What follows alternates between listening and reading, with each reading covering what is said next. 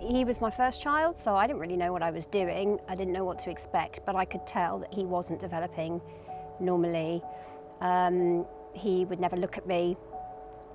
He just cried all the time. I couldn't comfort him. And then as he got older, he just missed every developmental milestone. He didn't sit, he didn't crawl, he didn't walk, he didn't talk. And it took me quite a long time to convince anybody that there was an issue. There was very much an attitude of, he's a boy, boys develop later, he'll catch up. I knew it was autism.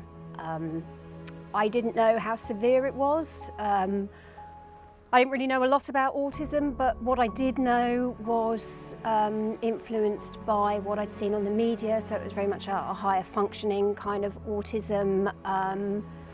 And you want to believe that your kid's okay. I had no idea how serious it could be as a condition, how disabling it could be.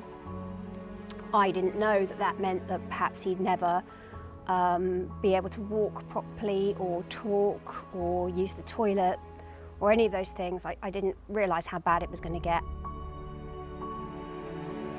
He can be violent, he can scratch, he can hit, he can bite. He's not especially violent. We're lucky in that respect, but even so, he can still, when he's distressed, he can go for you or go for his sisters. You know, I mean, Rosie at the age of 2 or even younger was covered in scratches. Zac's life is what his life is, but it not only defines him, it does define his sisters as well, and that's not fair. You have to try and protect them from it, you know. But yeah, they were massively affected by it, and that is really difficult. But you're also doing it on no sleep, because the other thing he doesn't do is sleep. So all night, he's either laughing hysterically or bouncing up and down or trashing his bedroom or crying, being distressed. And that means the girls don't sleep and we don't sleep. So, you know, after 9 years of about 2 hours sleep a night, your tolerance is down and your ability to cope is down. So you then reach the realisation that you're not the best person to look after your own child, which is heartbreaking because you feel like a complete failure. The one thing you can do is look after that child and keep him safe, and we couldn't do that.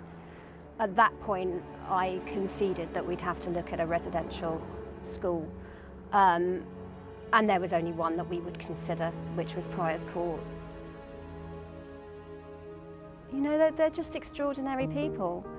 And at the end of the day, they can then walk away from it, which is what you can't do as a parent.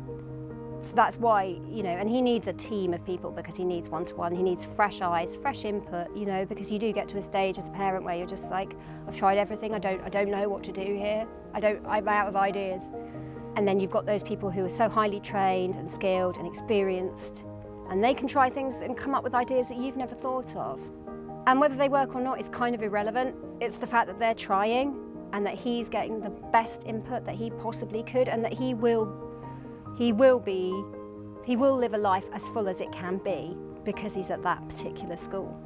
I know that they will get the most out of him, whatever that may be. It may not be very much, but I know that they will get to it there, which is wonderful.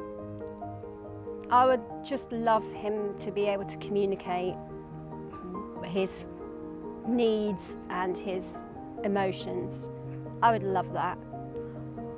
I would love him to give me a cuddle and say, I love you, Mummy. That's kind of the height of what I would want for him, for me. I would like him to be as independent as possible. I just want him to be happy. That's all you ever really want for your kids.